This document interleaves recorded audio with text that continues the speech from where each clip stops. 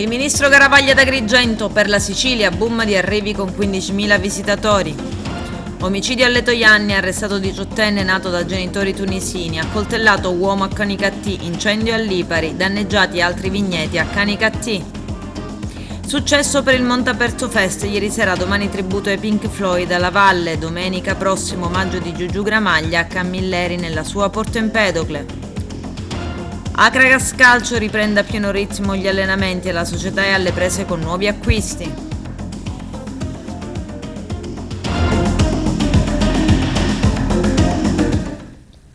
Bentrovati gentili telespettatori al nostro appuntamento con l'informazione. Il ministro del turismo Massimo Garavaglia nell'Agrigentino, ieri pomeriggio in visita a Cattolica Eraclea ed oggi ad Agrigento per un convegno sul turismo sostenibile. Ha parlato dei risultati raggiunti dal settore. La Sicilia ha avuto un anno di boom con 15.000 visitatori, numeri che quest'anno fanno ben sperare. Vediamo.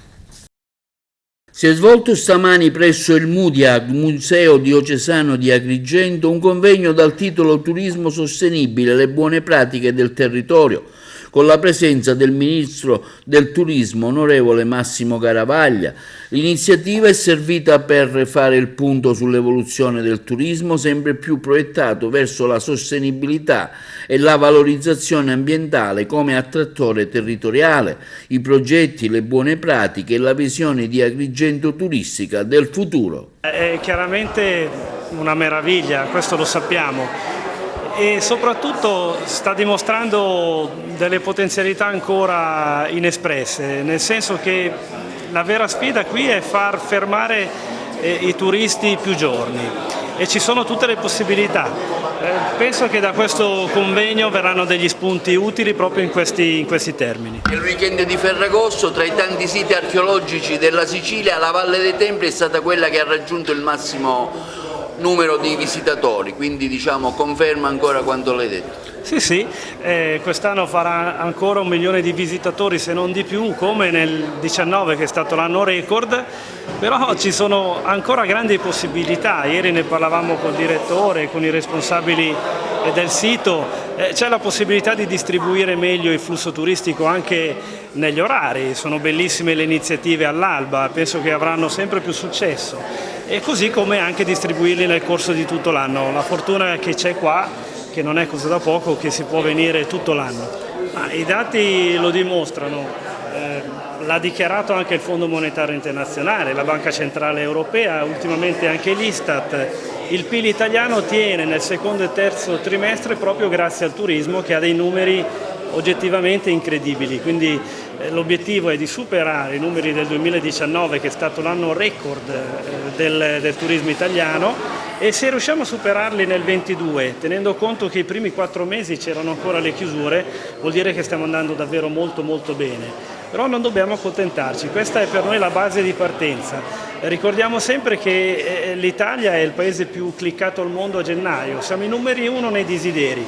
Purtroppo però siamo solo quinti negli arrivi di stranieri e quindi abbiamo enormi margini di miglioramento. Prego.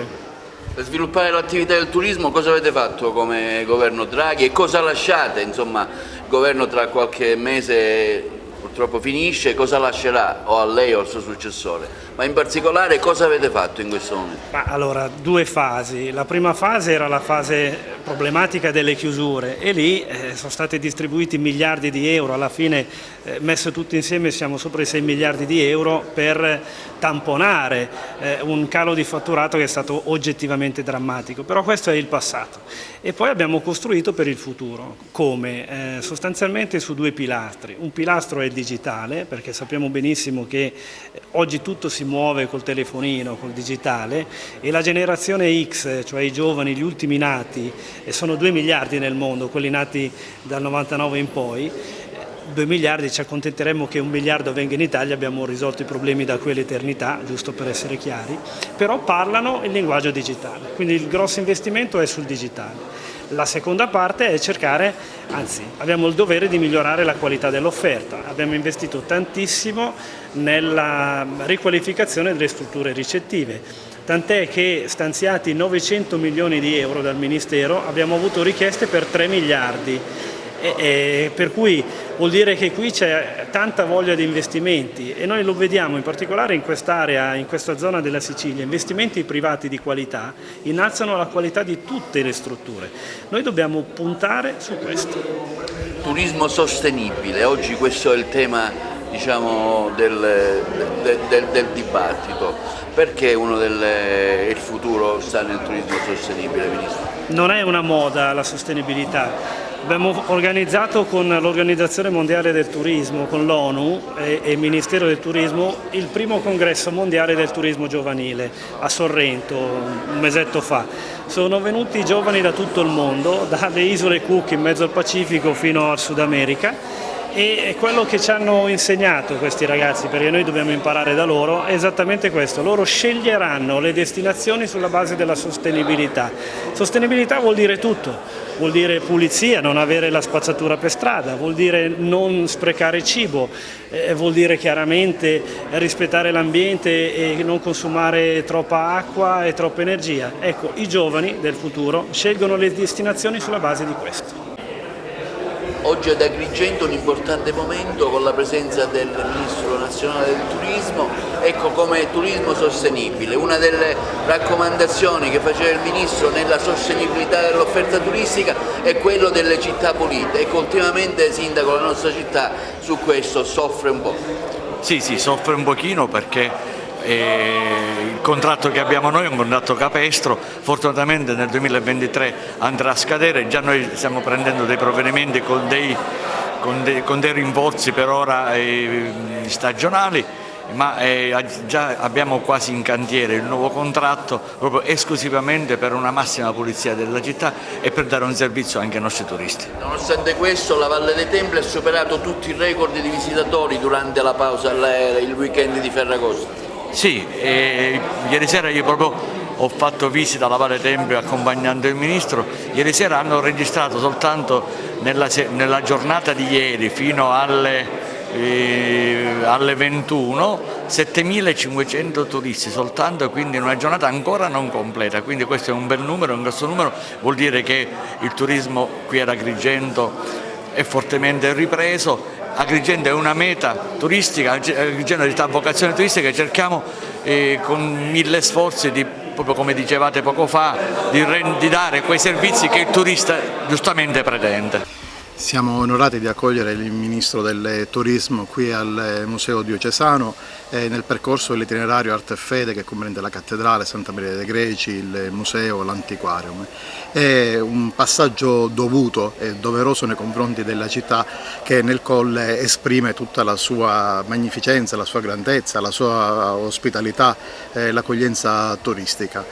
La Diocesi ha fatto in questi anni grandi passi nel turismo e nel turismo sostenibile con i diversi progetti, non per ultimo il Modibus per la città, e allora è un momento di confronto che permette di dare visibilità ad Agrigento ma anche di poter ascoltare e proiettarci in avanti con nuove intuizioni e progetti da portare avanti per la valorizzazione del nostro patrimonio e del nostro territorio. Distretto turistico Valle dei Templi, la DMO oggi è presente a questo incontro con una proposta attiva e fattiva.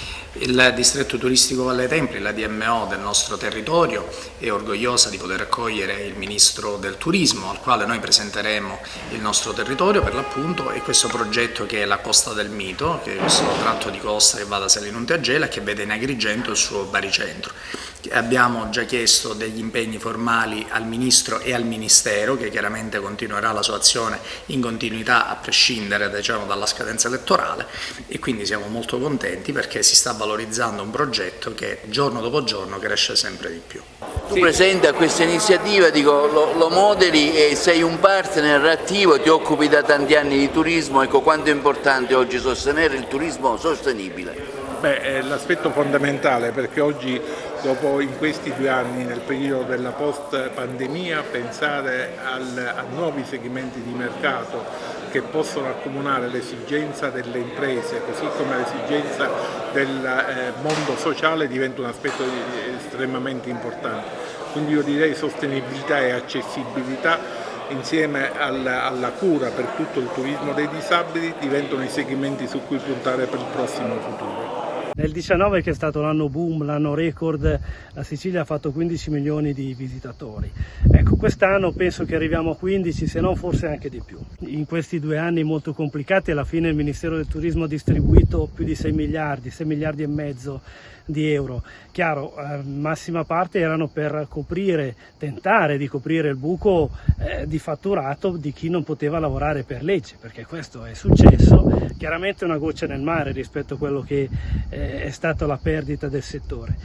Però questo è il passato, noi adesso guardiamo al futuro e infatti quest'anno i numeri sono eccezionali, però dobbiamo consolidare questa crescita, non deve essere un ribalzo, deve essere una crescita duratura che porta a ulteriore sviluppo.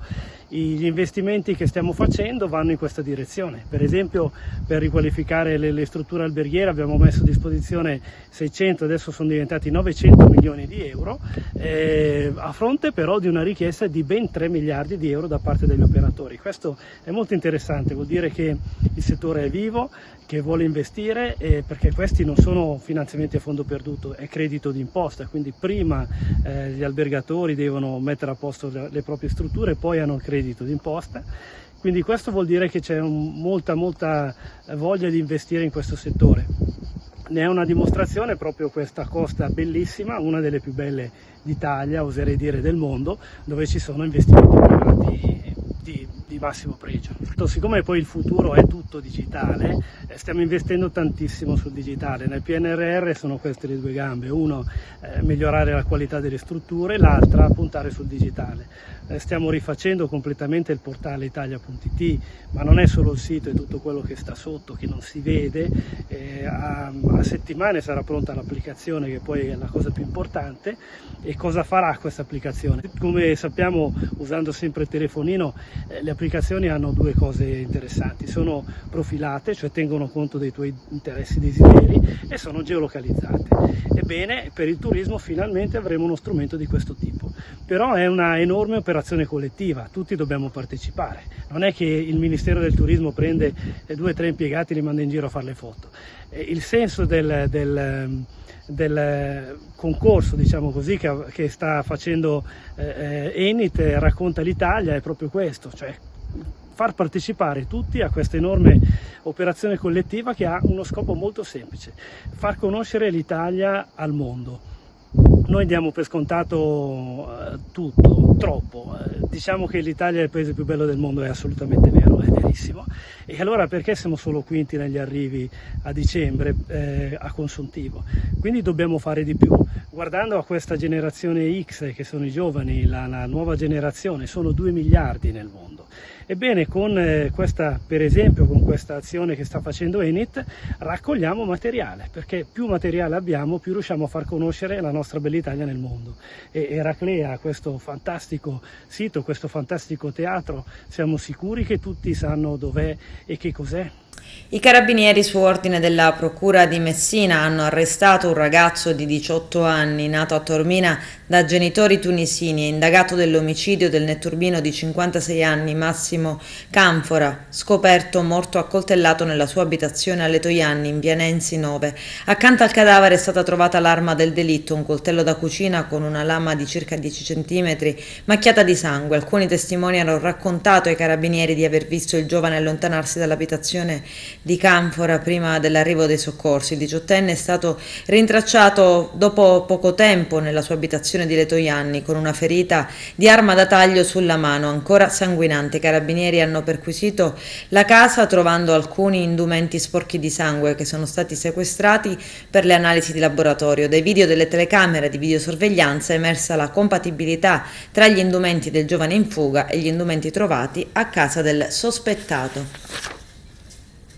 Un 51enne canicattinese è stato accoltellato dall'amministratore del suo condominio mentre si stava recando al pronto soccorso dell'ospedale Barone Lombardo di Canicattì per una visita di controllo per dei dolori al petto. L'uomo, secondo quanto riferito agli agenti del commissariato di polizia di Canicattì nei giorni scorsi, all'ingresso avrebbe incontrato casualmente l'amministratore del suo condominio con il quale di recente avrebbe avuto delle liti. Quest'ultimo sarebbe sceso dalla macchina e con violenza l'avrebbe spinto facendolo cadere per terra e estraendo un coltellino lo avrebbe colpito 2 volte alla mano e ad un braccio. Il pensionato Renato Canicattinese, dopo essere stato medicato al pronto soccorso, ha solo raccontato alla polizia come sono andati i fatti, ma non ha voluto formalizzare nessuna denuncia a carico dell'amministratore di condominio. Roberto Di Mauro, vicepresidente dell'Assemblea regionale siciliana e politico di lungo corso, al microfono del nostro direttore Arturo Cantella sui prossimi appuntamenti elettorali. Vediamo. Presidente, un'anticipazione sul futuro politico, la lista, siamo a qualche giorno dalla presentazione, ecco, il vostro movimento come sarà presente? Avete fatto un'alleanza anche con Genovese e Messina? Abbiamo fatto un'alleanza col gruppo di Ora Sicilia che è guidato da Genovese, abbiamo fatto anche un'alleanza con Cantiere Popolare guidato da Saverio Romano e siamo un raggruppamento politico guidato dal nostro gruppo, dagli autonomisti, e il simbolo sarà proprio Popolare Autonomisti, che ha la funzione rispetto alle 3 sigle dei partiti nazionali di rappresentare al meglio gli interessi e i valori della Sicilia.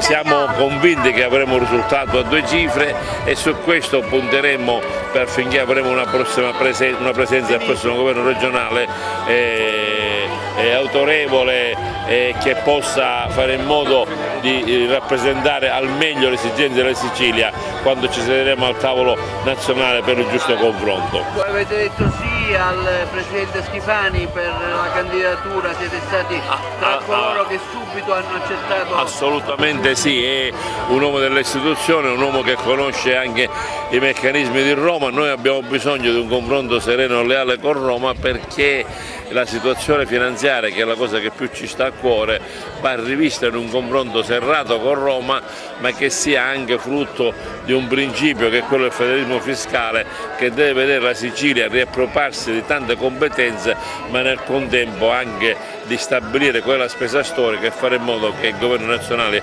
assegni alla Sicilia le giuste risorse. Io sono convinto che l'autonomia finanziaria possa essere un valore aggiunto per la Sicilia se a governare questa terra ci saranno persone che metteranno in campo tutte le proprie capacità e le competenze, sapendo che non avremo più necessità di rivendicare Roma, saremo noi stessi a dimostrare la capacità produttiva della spesa con la quale affronteremo l'emergenza siciliana. Un vasto incendio di chiara matrice dolosa, come quello divampato martedì scorso a Pantelleria, si è sviluppato nella notte a Lipari, la più grande delle isole Eolie, nella frazione di Santa Margherita. Le fiamme hanno lambito pericolosamente le abitazioni di residenti e turisti, anche se per fortuna non si registrano feriti. Solo l'azione immediata dei vigili del fuoco, forestale, protezione civile comunale e volontari ha impedito che le case venissero avvolte dalle fiamme sospinte dal vento di ponente. Circa 6-7 gli ettari di macchia mediterranea e colture che sono andati distrutti, bruciato anche un deposito dal quale i vigili del fuoco sono riusciti a portar via 3 bombole di gas incandescenti prima che esplodessero. I carabinieri hanno avviato le indagini per accertare le responsabilità. Un vigile del fuoco in servizio al comando provinciale di Agrigento è rimasto ferito mentre era in pieno lavoro con i colleghi per cercare di domare un incendio di sterpaglie divampato in un terreno nel quartiere dei Grandi Lavori a Porto Empedocle, che ha coinvolto anche un'abitazione e una stalla. Il vigile del fuoco è ruzzolato a terra, era impegnato a gettare acqua con l'idrante quando deve aver perso l'equilibrio cadendo su un punto imprevisto. È stato subito soccorso e trasportato al pronto soccorso dell'ospedale San Giovanni di Dio di Agrigento. Avrebbe riportato la frattura della gamba ed è al momento ricoverato. Si è svolto ieri nella frazione di Agrigento Montaperto una manifestazione dedicata a saperi e sapori dal titolo Montaperto Fest. Il nostro direttore Arturo Cantella. L'assessore Marco Pullo si è impegnato fattivamente alla riuscita della festa Montaperto Fest, una festa che significa anche la rivalutazione dei piccoli borghi, tra cui Montaperto. Assolutamente sì, ma il ringraziamento principale va a CNA ed Euroform che hanno, diciamo, in maniera attiva dato questo contributo, hanno sposato questa idea che è partita insieme al collega Settembrino e poi è nato tutto a piccoli passi e finalmente un grande evento.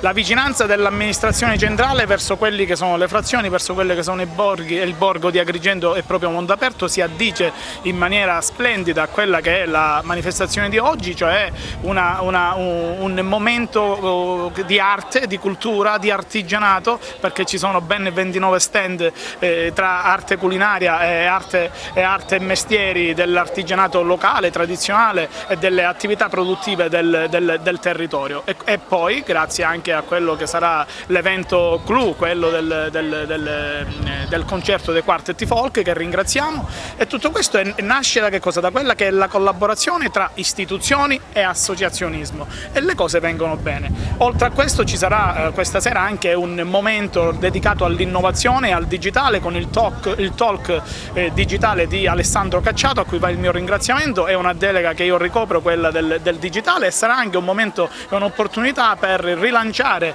alla città l'informazione per quanto riguarda la possibilità di scaricare la nuova app a disposizione della città, Agrigento Comune Digital, che si può scaricare sugli store di Android o di Apple, e quindi anche lì il comune a portata di clic, e può essere un momento anche interessante e importante per dare questa informazione. CNA attivamente impegnata nella manifestazione Montaperto Fest, una manifestazione importante anche per la rivalutazione dei piccoli borghi, dei piccoli centri, da cui Montaperto. Ecco, si vuole fare anche un evento duraturo nel tempo.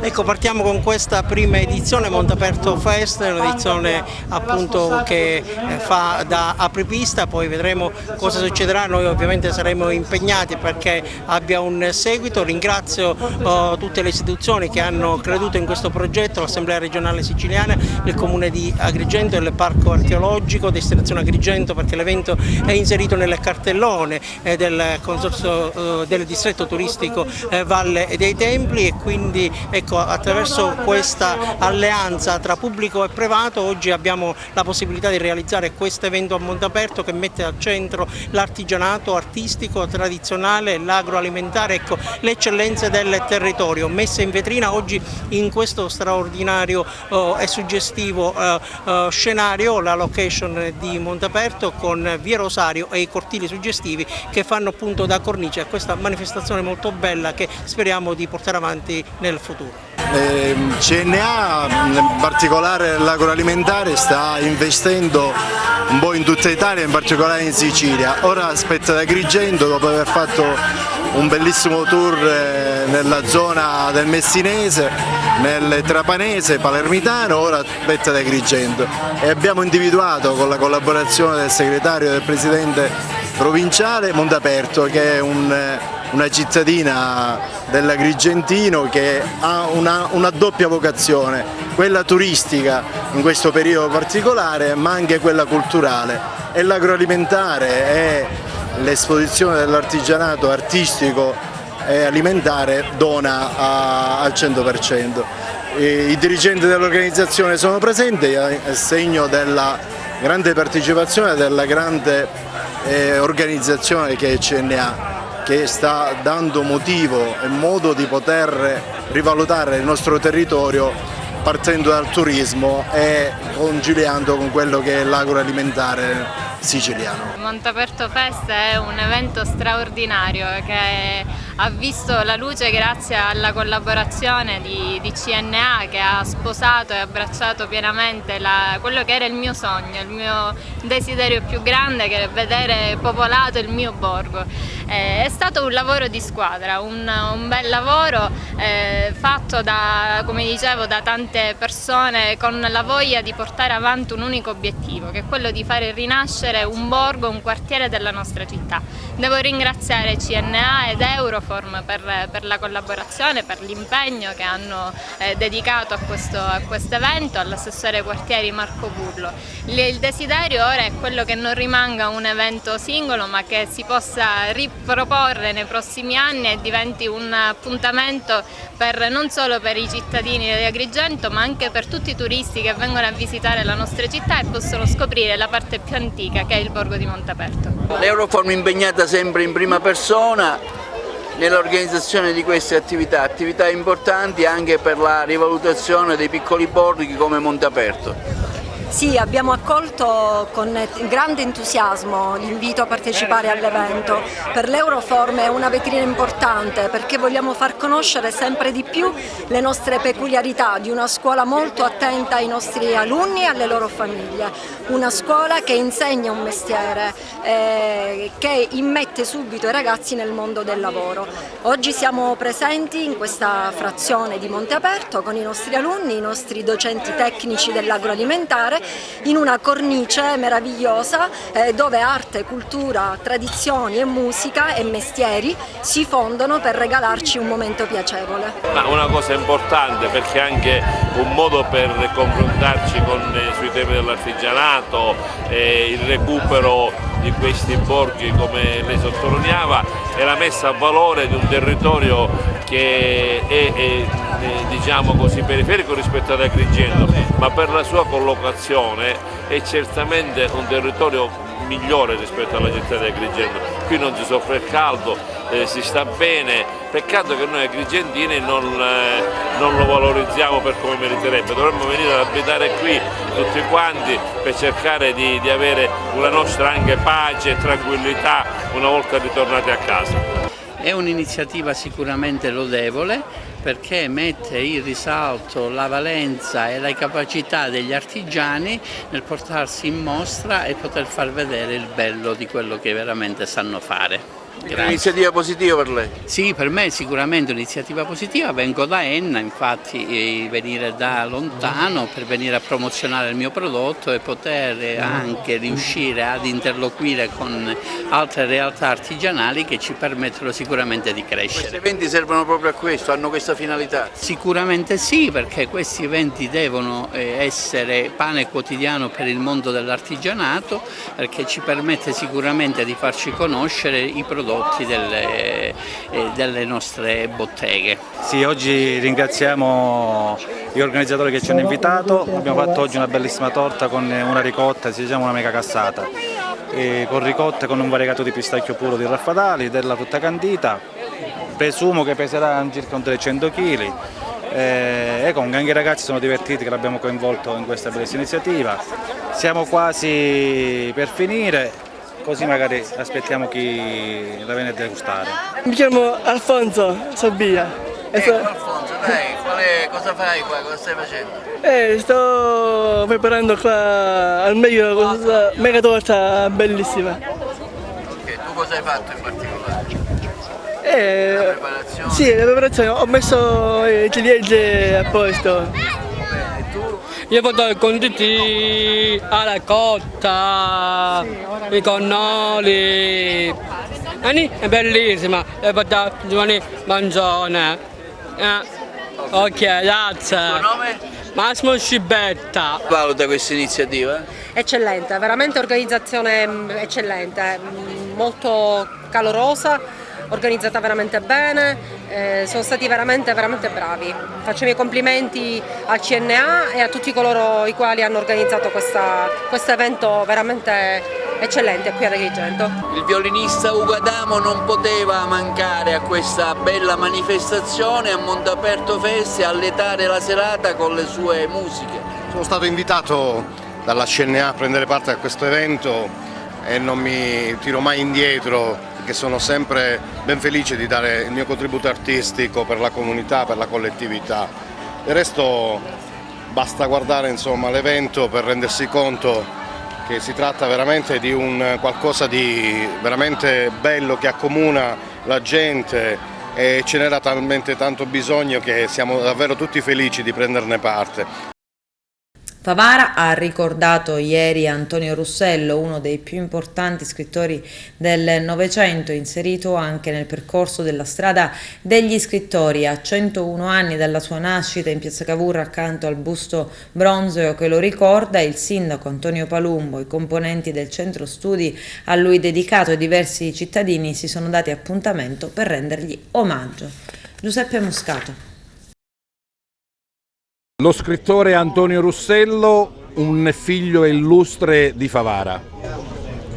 Certamente oggi stiamo festeggiando l'anniversario della nascita, la ricorrenza del 100° anniversario, e in un momento particolare, dicevo poco fa, perché finalmente oggi, oltre ad aver rinnovato le cariche del centro studi, quindi aver inserito persone nuove che hanno voglia di spendersi con tantissimi giovani, oggi finalmente a Favara c'è stata, grazie all'impegno dell'amministrazione, ma dei consiglieri Cucchiara, Bellavia, Airò, dell'assessore Liotta, abbiamo finalmente la possibilità di avere il centro studi Antonio Russello, perché abbiamo assegnato dei locali di proprietà del comune e in quei locali finalmente si potrà studiare questa figura importantissima della nostra città.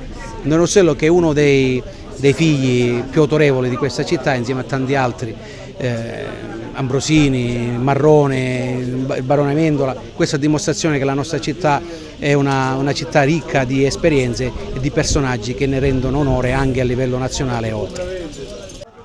Il centro studi ricorda 101 anni dalla nascita di Antonio Russello. Sì, Antonio Russello è uno scrittore di grandissimo valore. Noi vogliamo ricordare che ha scritto libri come La grande sete, La luna si mangia i morti, libri che vanno letti per poter approfondire quello che è le battaglie per la nostra città, per cambiare Favara. Antonio Russello, come Sciascia, affronta fortemente il problema della legalità. Infatti nella luna si mangia i morti, la protagonista che era prima la moglie di un mafioso, quando il mafioso viene ucciso, lei sposa il maresciallo e quindi c'è la scelta, l'abbandono della mafia e la scelta della via della legalità. Antonio Russello va fatto conoscere alle nuove generazioni, infatti l'obiettivo della nuova dirigenza è quella di fare un grandissimo centenario, una manifestazione grandiosa in collaborazione anche con le scuole di Favara. L'altra vicepresidente, voglio ricordarlo, è Giada Attanasio, che è anche la vicepreside dell'Istituto Magistrale Martin Luther King.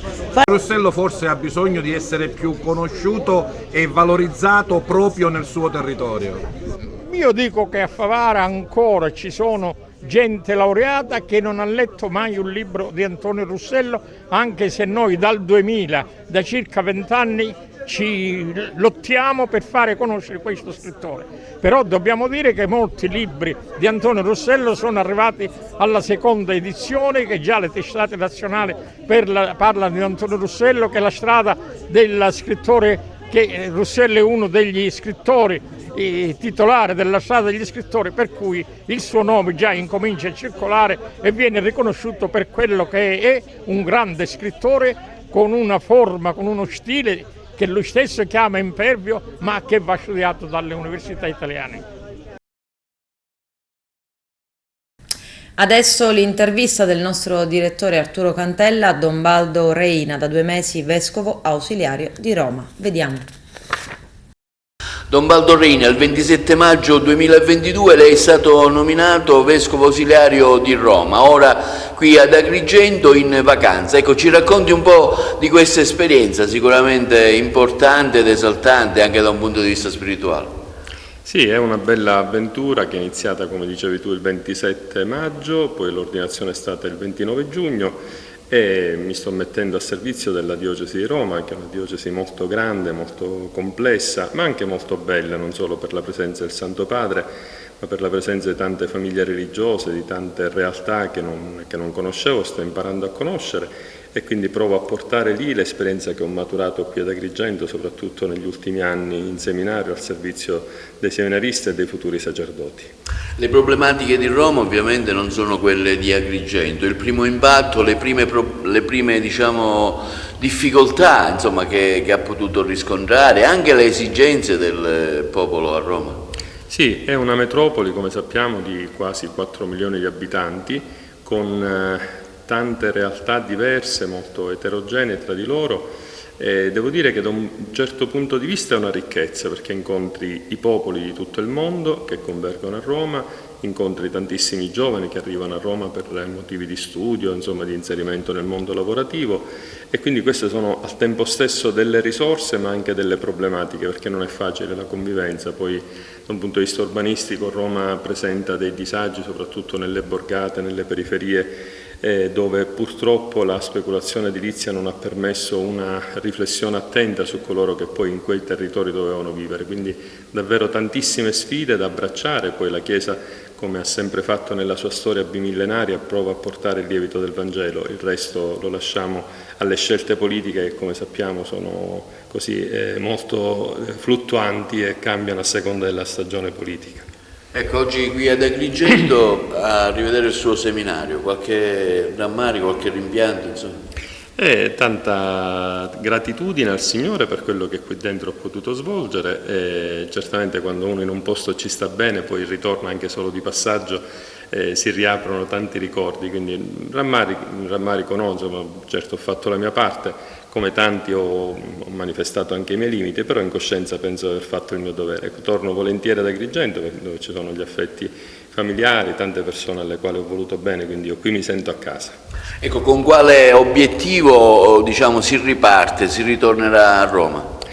La ripresa certamente sarà complessa, perché adesso ripartono tutte le attività pastorali, è un tempo particolare, come sappiamo il Santo Padre ha indetto questo tempo in preparazione al Giubileo del 2025, dedicandolo al Sinodo, quindi a un mettersi in ascolto delle varie realtà. E come sappiamo dopo la pausa estiva, ecco, tutte le attività ripartono, quindi c'è un gran lavoro da fare.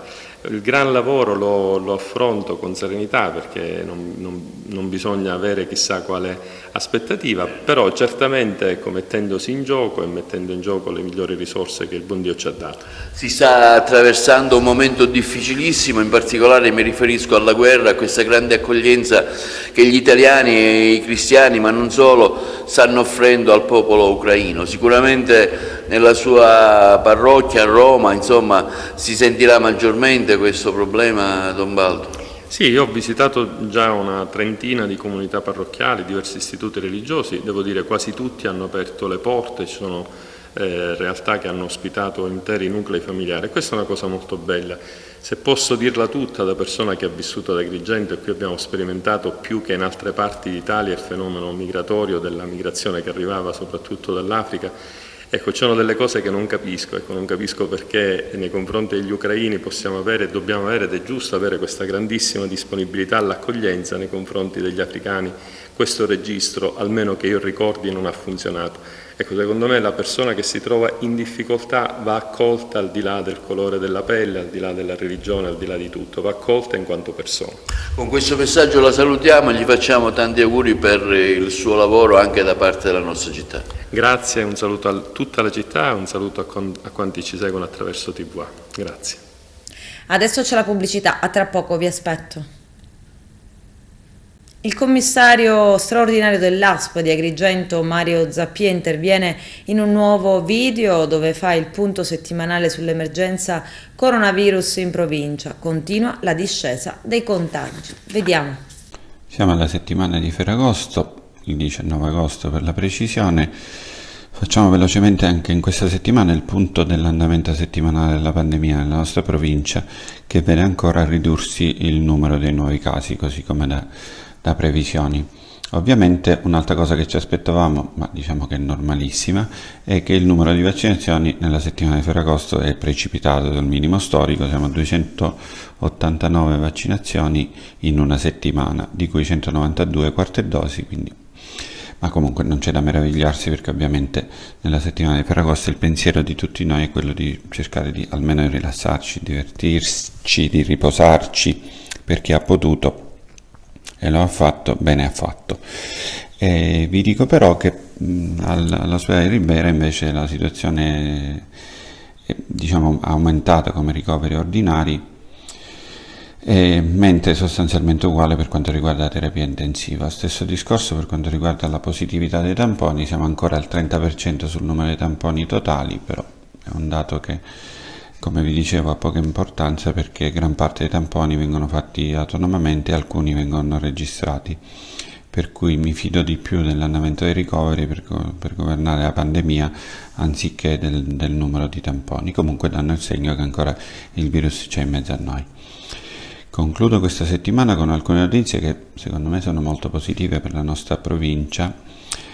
La prima è quella dell'assunzione di 54 ausiliari nella nostra ASP, di cui 17 sono andati a Sciacca, 11 ad Agrigento e così via via anche negli altri ospedali. Sono andati anche nel Dipartimento di Prevenzione, sono andati anche nella farmacia territoriale, e quindi diciamo che anche questa è una boccata di ossigeno per tutte quelle che sono le nostre attività. Da considerare anche che è stata approvata una graduatoria di assistenti sanitari, che è una figura nuova che serve soprattutto per aiutare il Dipartimento della Prevenzione. E poi noi abbiamo anche ho ricevuto una bellissima lettera da parte dell'ambasciata di Ankara, quindi la ambasciata turca, per un bellissimo progetto che è stato condotto dal nostro veterinario, il dottore Vella, per la qualità e la sicurezza dei nostri formaggi. Sappiamo che la provincia di Agrigento è un'eccellenza per quanto riguarda l'ambito culinario, oltre che per le ricchezze storico-architettoniche, culturali e archeologiche, però dal punto di vista culinario eccelle sicuramente in Sicilia e ovviamente nel resto d'Italia. Ma questo è ancora qualcosina in più, perché è un progetto, un Erasmus fatto con la Turchia, per la qualità e la sicurezza dei formaggi, quindi un altro motivo di vanto per la nostra provincia, e in questo caso anche per la nostra azienda sanitaria, che come sappiamo ha tante nicchie di eccellenza che secondo me, se riusciamo a valorizzarle, facciamo almeno onore e giustizia a quello che è l'impegno dei nostri operatori e di tutti i nostri professionisti per l'attività loro quotidiana. È da dare merito a loro. Io mi complimento con tutti questi e man mano ve li faremo sapere, ma non per vantarci, ovviamente, che non serve a nulla, ma per dare il giusto merito a chi lavora tutti i giorni e fa il proprio dovere. Anche questo va detto, secondo me. Allora, vi auguro buon fine settimana, ci vediamo nella settimana successiva, che dovrebbe essere quella un po' più libera. Le 2 settimane di Ferragosto si concludono dopodomani e poi pian piano si tornerà alla normalità. Buon fine settimana. 15.000 euro tra monili d'oro preziosi e argento. Ammonterebbe a tanto il danno provocato dai ladri che sono riusciti ad entrare all'interno di un appartamento in via Palermo a Raffadali, mentre la proprietaria, un'impiegata del posto, si trovava in vacanza. Al suo rientro la scoperta e la denuncia ai carabinieri. Al via le indagini da parte dei militari. Resta al momento un mistero su come i ladri possano aver fatto irruzione in casa, considerando che non sono stati trovati segni di scasso o forzature di infissi. Altri 2 vigneti sono stati danneggiati da malviventi a Canicattì dopo un primo raid avvenuto negli scorsi giorni. Ignoti adesso sono riusciti a tranciare di netto i tiranti, facendo di fatto crollare oltre 1.000 piante di vite. Il danno ingente ammonterebbe a circa 35.000 euro, non coperto da assicurazione. Il fatto è avvenuto in contrada Caizza. Un secondo episodio si è verificato in contrada Grottarossa, dove ignoti hanno distrutto altre piante all'interno di un fondo agricolo di proprietà di un bracciante. Anche in questo caso il danno è stato ingente. Indagano i poliziotti del commissariato di Canicattì. Tentata rapina a mano armata in una farmacia a Borgalino a Canicattì. L'uomo con un casco integrale e una pistola ha tentato una rapina in una farmacia. La farmacista ha reagito e di lì l'uomo è scappato. Lanciato l'allarme sul posto gli agenti del commissariato di Canicattì, che hanno visionato le immagini di videosorveglianza per mettersi sulle tracce del ladro. Le indagini sono in corso. Il Lions Club Valle dei Templi ieri a Naro ha organizzato un evento culturale sull'identità, la storia e la vita social. Vediamo. Oggi il Lions Club Valle dei Templi ha il piacere nel Castello di Naro di parlare di identità e lo fa naturalmente partendo da un mio lavoro e dal lavoro del professore Michele Di Pasquali, Lascaro, e dal mio lavoro Piraterie 2. È un momento, un confronto in un luogo bellissimo, per questo voglio ringraziare l'amministrazione comunale di Naro, il sindaco, ma soprattutto tutti i Lions del Club Valle dei Templi, che hanno voluto testimoniare un impegno culturale notevole, non solo di recupero della memoria, di recupero di alcune notizie storiche che riguardano anche il comune di Naro, ma allo stesso tempo una proiezione verso il futuro, verso l'identità digitale.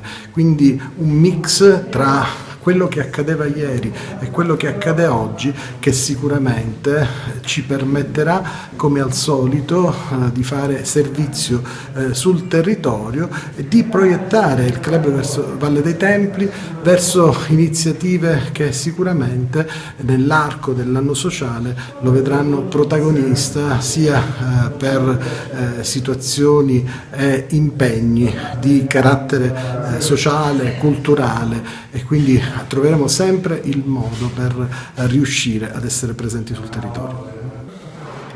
Lascaro, un romanzo storico per parlare di una pagina di storia che difficilmente troveremo tra le pagine della storia ufficiale, perché si parla di una Sicilia che si ribella tra il 43 e il 45, di una guerra civile, e sono felicissimo di farlo oggi a Naro, perché Naro è stata protagonista di questo sentimento di ribellione col movimento del Non si parte.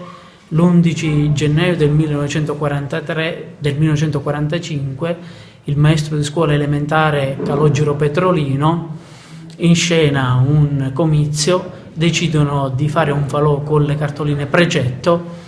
Naro si ribella, si autoproclama Repubblica Indipendente, per 3 giorni l'epilogo purtroppo sarà nefasto. Ecco, una pagina di storia che non troviamo sui libri ufficiali, per parlare di identità siciliana, concetto legato al concetto di nazione e quindi di identità e di cultura originaria. L'amministrazione comunale siamo orgogliosi di aver ospitato questo evento che ha visto la presentazione di 2 testi particolarmente importanti che parlano dell'identità. Da una parte l'identità siciliana, dall'altro l'identità digitale. Bisogna effettivamente comprendere e capire se l'identità digitale corrisponde poi a quella reale, e come cittadini siciliani poi bisogna capire se ognuno di noi ha quella consapevolezza di essere cittadino siciliano e cittadino nel mondo. Sono stati toccati argomenti particolarmente importanti, in primis quello dell'educazione, quindi educare i ragazzi, educare i cittadini in modo tale da formare soggetti consapevoli, e questo ci rende orgogliosi come comune, come amministrazione comunale, e cogliamo ovviamente l'occasione per ringraziare i fautori, insomma, di questo evento, quali il Lions Club di Agrigento, il professore Pira, il professore Carruba quale moderatore, ed il professore Di Pasquale. Tutto pronto per il concerto tributo dei Pink Floyd Legend ad Agrigento domani alle 21:30 a Piano San Gregorio. Arturo Cantella. Il coro Magnificat domani domenica si esibirà nel concerto che si svolgerà al Teatro della Valle dei Templi, la cover dei Pink Floyd Legend. Ecco, voi parteciperete fattivamente, un impegno sicuramente importante, la vostra presenza in una band così importante. Sì, un evento sicuramente straordinario, unico, siamo stati invitati come coro insieme a tanti cori che in Italia nelle varie città in cui Pink Floyd Legend si sono esibiti sono stati coinvolti. In Sicilia per Agrigento, per la Valle dei Templi saremo noi coro Magnificat, seguiremo diversi brani, in particolare la suite Atom di notevole difficoltà, una suite per coro a 10 voci con orchestra, strumenti. È una musica davvero affascinante, sebbene tanto ardua, che ci ha catapultato in una dimensione sonora e ritmica particolarmente originale.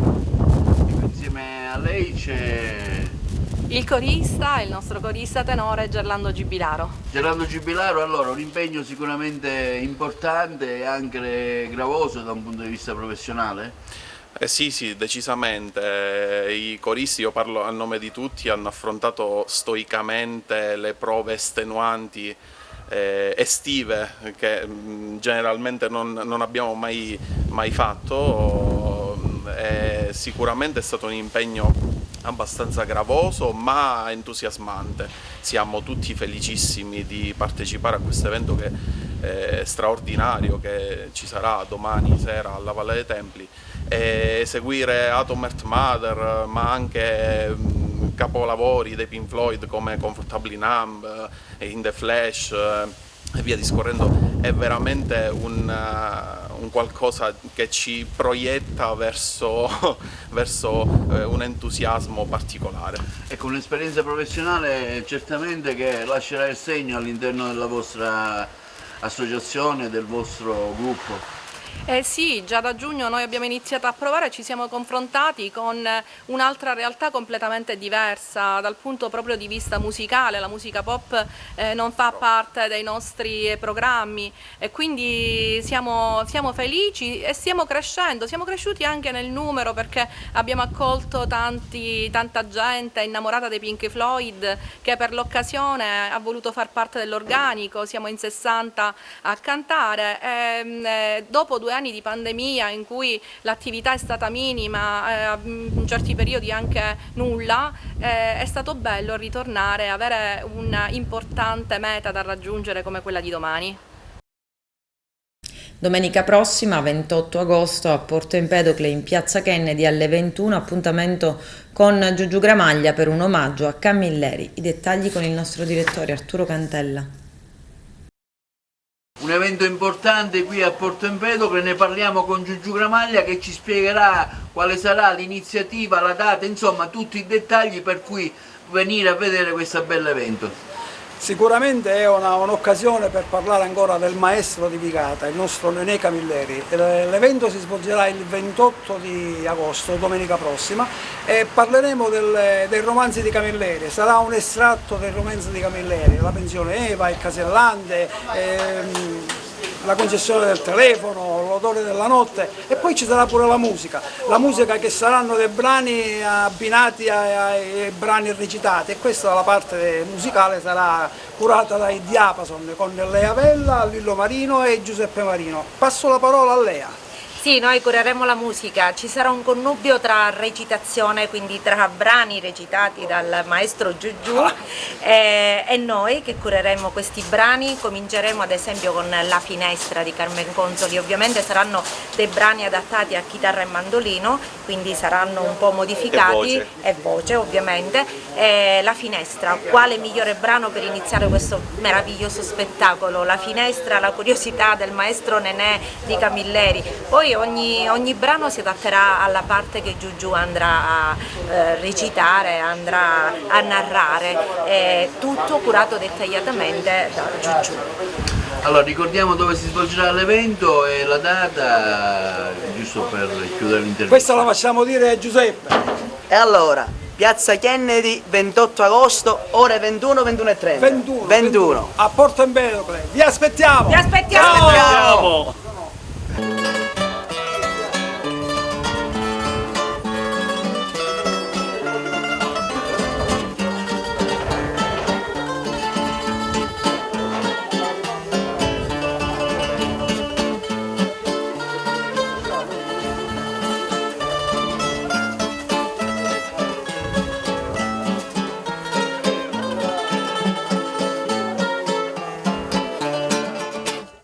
Primi assaggi di campo per l'Acragas, che ha disputato la sua prima partita dell'anno contro il Canicattì allo Stadio Seneto di Agrigento, dove entrambe le squadre disputeranno le partite casalinghe.